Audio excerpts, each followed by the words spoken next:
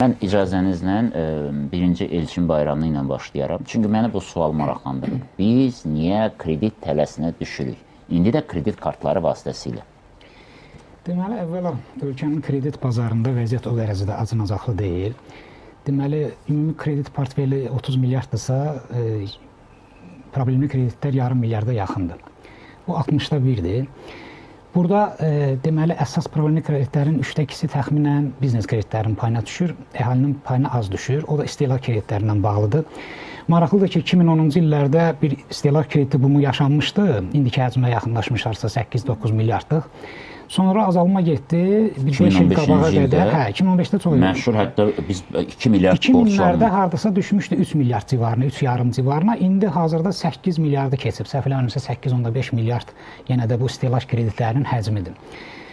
Burada məsələ nədir? Deməli, ölkədə iqtisadi aktivliyi artırmaq üçün kreditləşmənin olması vacibdir. Çünki ticarət sektorunda, xidmət sektorunda, digər məsələlərdə insanların məhsullardan daha çox xidmətlərdən bəhrələnməsi üçün kreditlər önəmli rol oynayır iqtisadiyyatda.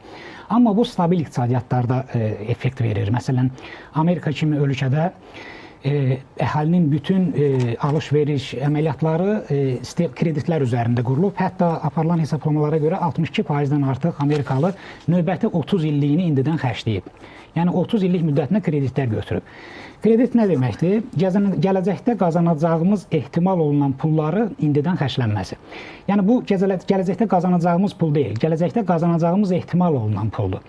Yəni burada söhbət ondan gedir ki, biz o pulu qazanmaya da bilərik, işsiz də qala bilərik. Burada psixoloji məqamlar var. Elə həmin Amerikanın özündə falan araşdırma göstərdi ki, 60% fərq eləyir xərcləmələrdə kredit kartı olanda. Məsələn, eyni şəxsdə 10.000 manat dollar pul varsa, nağd şəkildə, bu daha az xərcləyir. Nəinki 10.000 dollar kredit kartı formasında olanda, onlayn alış-veriş kartlarında olanda 60% daha çox xərcləyir.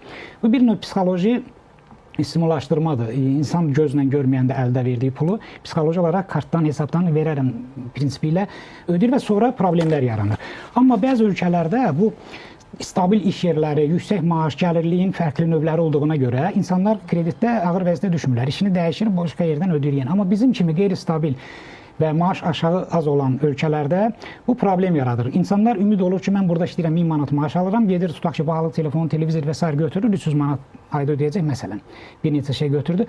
Sonra işdən çıxır, iş tapa bilmir və yaxud tapanda da bu dəfə 500 manatlıq iş tapır. Artıq bu problemli kreditə çevrilir. Bunu ödəyə bilmir və təminatlar da yoxdur. Son dövrlərdə həm satış mağazaları, həm banklar təminatsız kredit verirlər. Yəni ev ünvanını yazmaqla kredit verirlər. İstənilən şəxs, istənilən qədər məhsul krediti götürə bilər. Hətta deyir, digər banklarda borcunuz olmasına rəğmən. Baxmayaraq ki, müəyyən məhdudiyyətlər var, 45% gəlirin heç olmasa minimum əmək haqqının 45%-dən artıq olmaz. Amma bəzi insanlar necəsə bir neçə yerdən fərqli kredit götürürlər. Bunun rəsmi gəlirindən də çox olur. Və sonra bu çevrilir problemli kreditə.